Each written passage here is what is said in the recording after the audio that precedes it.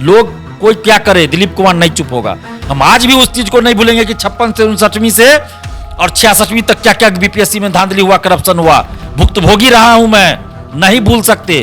अमरिंदर कुमार जी को हम जानते हैं बीपीएससी के परीक्षा नियंत्रक के रूप में, और जब तक वो बीपीएससी में थे उनके कार्यकाल में पेपर लीक हुआ, वो बीपीएससी का सुपर बॉस बने हुए थे, अध्यक्ष का भी कुछ नहीं चलता था, सब कुछ उन्हीं का चलता था, अमरिंदर कुमार जी का।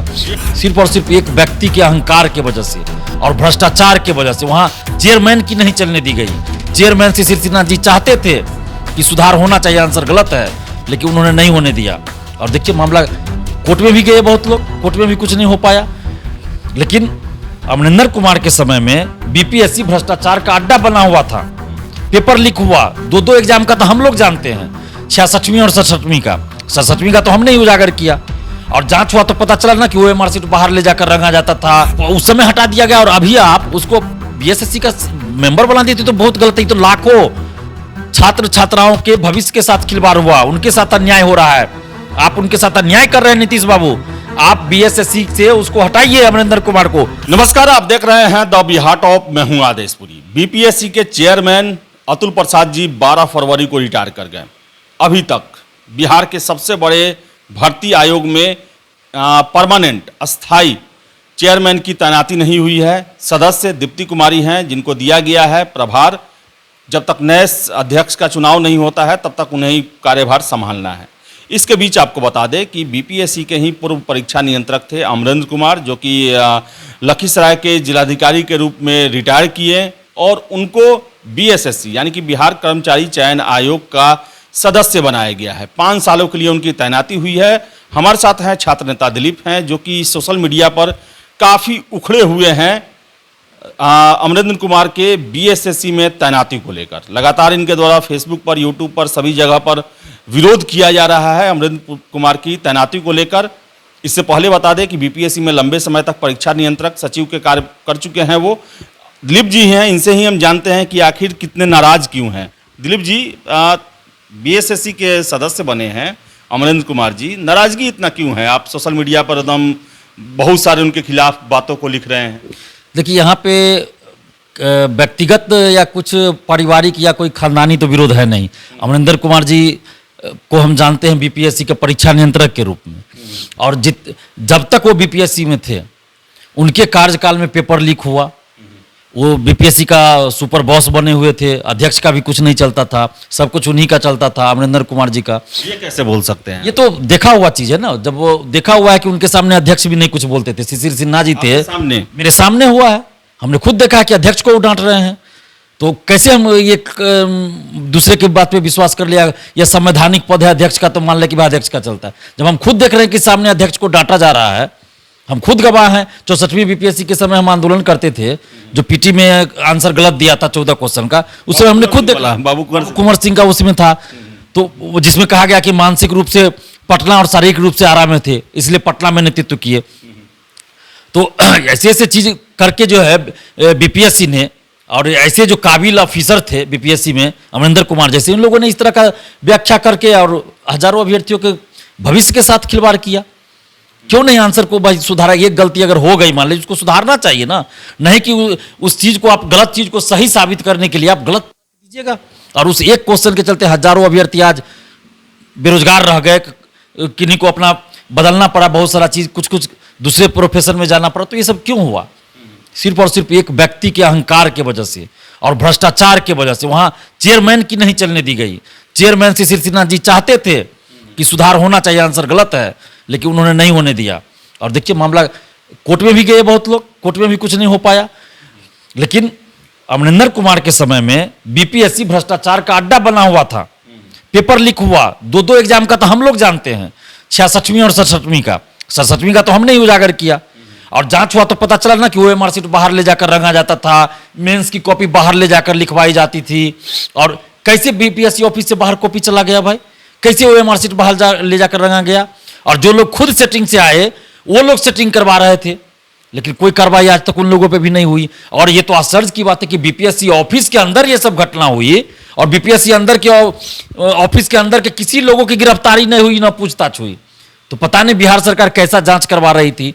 और अमरिंदर कुमार के समय ही बहुत सारी चीजें बीपीएससी ऑफिस के अंदर हुई।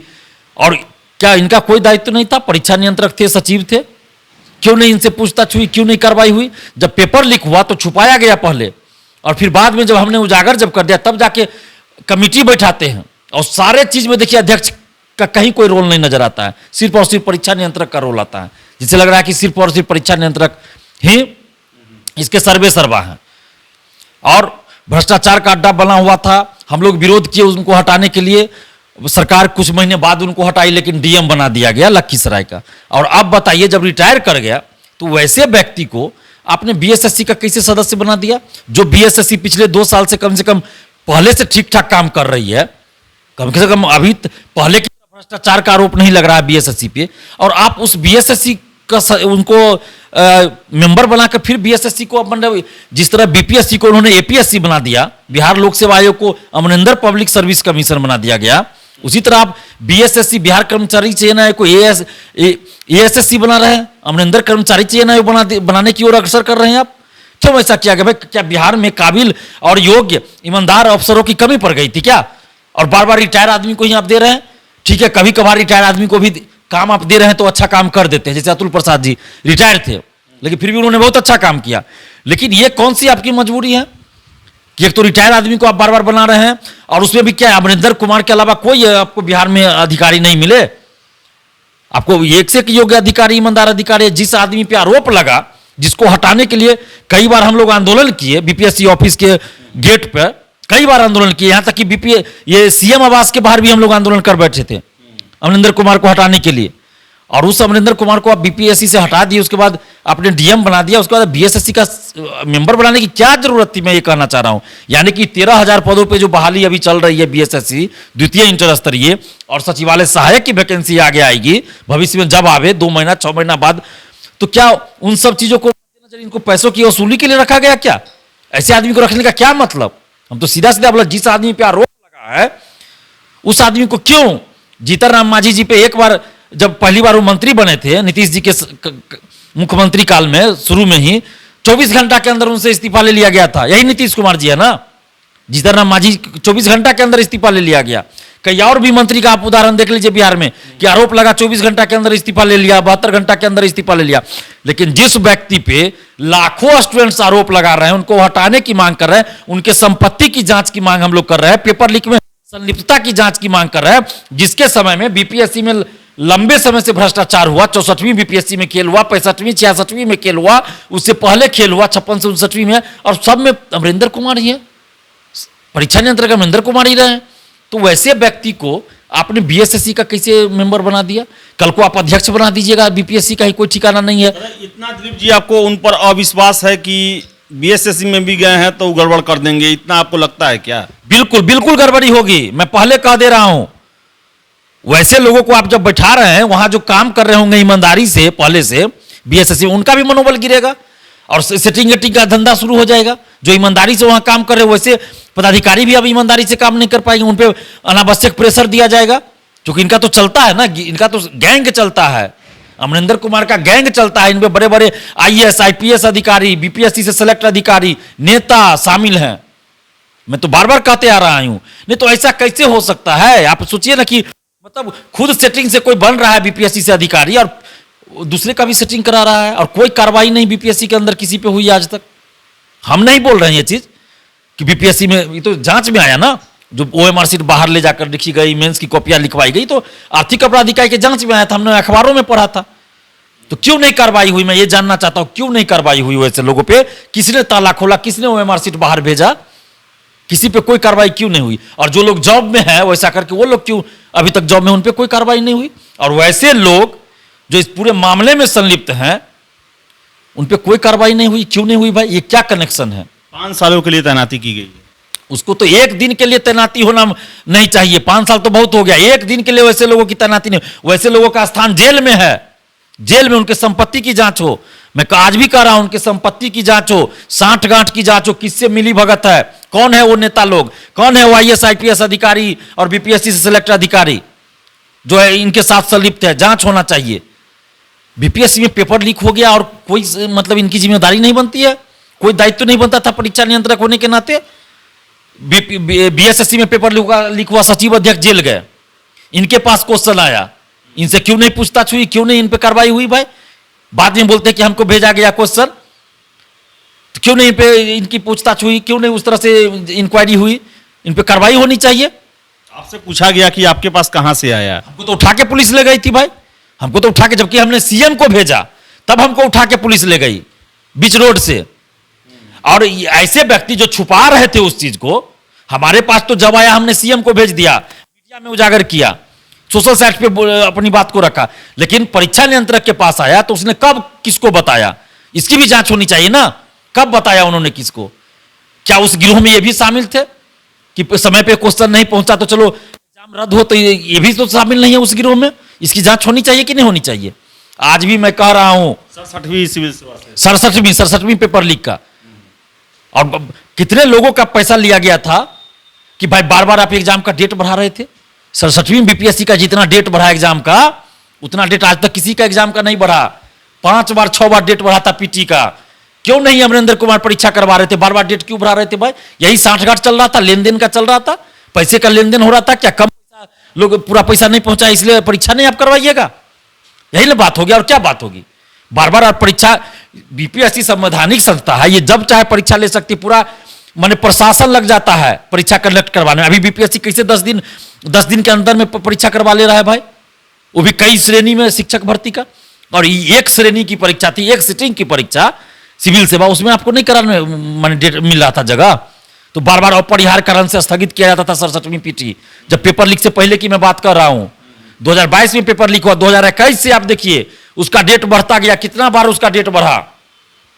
और बीपीएससी से डेट आवे ना आवे, कुछ शिक्षा माफियाओं द्वारा पहले डेट आ जाता था सोशल साइट्स पे कि फलना तारीख को परीक्षा होगी, और 5 दिन बाद बीपीएससी के द्वारा वो डेट जारी होता था, और फिर कुछ दिन बाद वो डेट स्थगित होता था।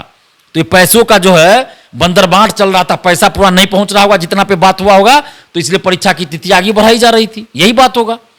और जब परीक्षा हुई तो समय पे क्वेश्चन नहीं मिला। सरकार से क्या मांग कर रहे हैं? सरकार से हम यही मांग कर रहे हैं कि आप सबसे पहले अमरिंदर कुमार को हटाइए बीएसएससी से। क्यों आपने उसको बनाया है वैसे व्यक्ति को? अमरिंदर कुमार को हटाइए बीएसएससी से, आप किसी योग्य ईमानदार अधिकारी को बनाइए भाई मेंबर। हम लोग कहां विरोध कर रहे हैं? शोभा उत्कर को बनाया गया सीएसबीसी का चेयरमैन, कहां हम लोग विरोध किया? हम लोग स्वागत कर रहे हैं। एक बीएसएससी के अभी चेयरमैन है जिनको प्रभार दिया गया, हम लोग उनका स्वागत किए, कहां विरोध किए? अतुल प्रसाद जी का हम लोग इतना तारीफ किए, कहां विरोध कर रहे हैं? तो जहां अच्छा काम होगा वहां हम लोग विरोध क्यों करेंगे? हम तो स्वागत करते हैं और सरकार को उसके लिए धन्यवाद भी देते हैं। लेकिन चूंकि अमरिंदर कुमार पे आरोप है, लाखों अभ्यर्थी इनको हटाने की मांग कर चुके हैं, आंदोलन हम लोग कर चुके हैं, और उस समय हटा दिया गया, और अभी आप उसको बीएसएससी का मेंबर बना देते तो बहुत गलत है। तो लाखों छात्र छात्राओं के भविष्य के साथ खिलवाड़ हुआ, उनके साथ अन्याय हो रहा है, आप उनके साथ अन्याय कर रहे हैं नीतीश बाबू। आप बीएसएससी से उसको हटाइए अमरिंदर कुमार को, और उनकी संपत्ति की जांच हो, और पेपर लीक में संलिप्तता की जांच हो, और लंबे समय से, जितना समय से वो बीएसएससी ये बीपीएससी में थे, बिहार लोक सेवा आयोग में जितने समय रहे, और उस दरमियान जितनी बहालियां हुई, सब की जांच हो कि उसकी क्या संलिप्तता है अमरिंदर कुमार की। ये जांच होनी चाहिए। ऐसा नहीं कि हम लोग भूल जाएंगे। लोगों को क्या लगता है ना, और सरकार को और नेता को और इन शिक्षा माफियाओं को, अच्छा ये घटना आज हुआ 2 दिन बोल के लोग चुप हो जाएगा। लोग कोई क्या करे, दिलीप कुमार नहीं चुप होगा। हम आज भी उस चीज को नहीं भूलेंगे कि 56 से 59वीं से और 66वीं तक क्या क्या बीपीएससी में धांधली हुआ, करप्शन हुआ, भुक्तभोगी रहा हूं मैं, नहीं भूल सकते। जिस तरह हम दर्द से कराए हैं, रात रात को जागे हैं, हम महसूस कर सकते हैं कि अभ्यर्थी किस तरह दर्द से कराते होंगे। वो दर्द, वो चोट का दर्द नहीं होता है, वो दिल का दर्द होता है, वो भविष्य का दर्द होता है, जो किसी को दिखता नहीं है। जिसको दर्द होता है वही महसूस करता है कि रात को नींद नहीं आती है, और क्या क्या भुगतना पड़ता है वो हम झेले हैं। जब पढ़ता है आदमी, जब स्टूडेंट्स पढ़ते हैं ईमानदारी से, और भ्रष्टाचार के कारण, पेपर लीक और धांधली सेटिंग के कारण उसका सिलेक्शन नहीं होता है, तो उस पर क्या बीतती है, वो उस दर्द को मैं महसूस करता हूं, आज भी कर रहा हूं। अब मैं परीक्षा देना छोड़ दिया हूं, लेकिन फिर भी उस दर्द को महसूस कर रहा हूं। लेकिन इन नेताओं को, अधिकारियों को ये दर्द महसूस नहीं होगा। इन लोगों को पैसे से मतलब है, सिर्फ और सिर्फ पैसे से मतलब है। लेकिन इस दर्द को जो हम महसूस अभी भी कर रहे हैं ना, जब तक ये मिटेगा नहीं, तब तक हम शांत नहीं बैठने वाले हैं। और जब तक ऐसे लोगों को बाहर नहीं करेंगे, और जांच नहीं होगी, और शिक्षा माफियाओं पे सख्त कानूनी कार्रवाई नहीं होगी, तब तक हम चुप नहीं रहेंगे। तो बता दें कि दर्द देने वाले हैं अमरिंदर कुमार, और उन्हीं को दवा करने की भी जिम्मेदारी दी गई है। बीएसएससी का सदस्य बनाने के बाद से जो है छात्र नेता दिलीप काफ़ी भड़के हुए हैं, लगातार सोशल साइट्स पर लिख रहे हैं और अभी भी जो इनके द्वारा ये कहा जा रहा है वो काफ़ी सोचनीय है कि उनके कार्यकाल कैसे रहे, जिसके बारे में दिलीप जी बताएं। और उनका ये कहना है कि एक दिन भी उनकी तैनाती किसी भर्ती आयोग में नहीं होनी चाहिए। बावजूद इसके सरकार ने उन्हें रिटायरमेंट प्लान दे दिया, रिटायरमेंट ऑफर कहिए। बीएसएससी का सदस्य 65 साल तक बने रहेंगे। आपकी क्या राय है, जरूर कमेंट बॉक्स में करें। फिलहाल इस वीडियो में इतना ही। बहुत बहुत धन्यवाद।